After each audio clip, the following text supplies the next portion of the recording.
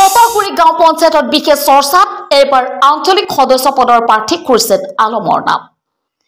আঞ্চলিক সদস্য পদৰ নিৰ্দলীয় প্ৰাৰ্থী খুৰছেদ আলমৰ সমৰ্থনত ওলাই আহিছে হাজাৰ হাজাৰ ৰাইজৰ লগতে কংগ্ৰেছৰ দলৰ বঞ্চিত প্ৰাৰ্থী। উল্লেখ্য যে এখন পঞ্চায়ততে দুগৰাকী প্ৰাৰ্থীক কংগ্ৰেছৰ দলে দলীয় টিকট প্ৰদান কৰিছে। বঞ্চিত হোৱা প্ৰাৰ্থীজনে খুৰছেদ আলমক ৰাজহুৱা সমৰ্থন আগবঢ়োৱাত এবাৰ খুৰছেদ আলমক লৈ সপোন দেখিছে সচেতন ৰাইজে। সমাজৰ সমস্যা সমাধান কৰি উন্নয়নৰ আশাৰে ৰাইজৰ স্বাৰ্থত ওলাই আহিছে খুৰছেদ আলম।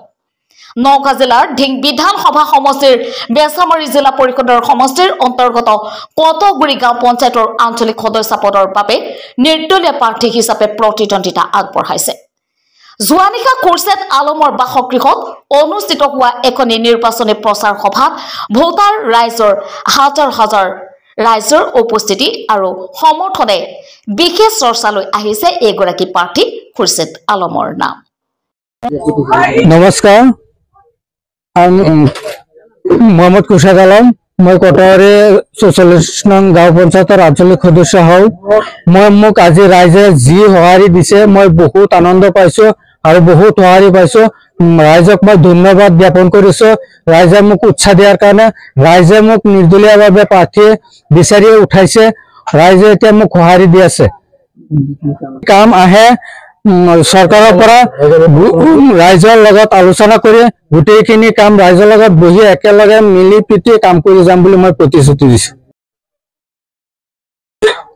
আমি কতগুৰি গাঁও পঞ্চায়তৰ ৪৪ নং আঞ্চলিক পঞ্চায়তৰ মানে আঞ্চলিক সদস্য হিচাপে আমি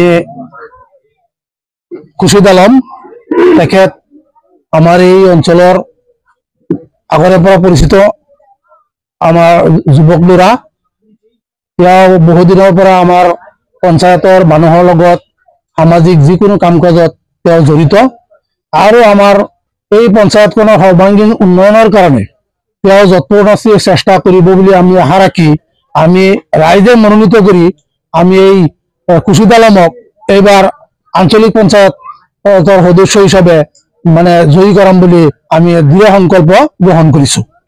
আমাৰ কংগ্ৰেছ দলৰ পৰা টিকেট সংগ্ৰামত বহুত খেলি মেলি, তেওঁলোকে এবাৰ এজনক দিব, এঘণ্টাৰ পিছত আৰু এজনক দিব। তেনেকে আমাৰ কতগুৰি আঞ্চলিক পঞ্চায়তত দুজন কেণ্ডিডেটক টিকেট দিলে, যাৰ সন্দৰ্ভত লাষ্টত মিজানুৰ ৰহমানক কেঞ্চেল কৰি আবু হানিফাক যিজন ল'ৰাক দিছে তেওঁ আমাৰ ৰাইজে একচেপ্টেবল নহয়।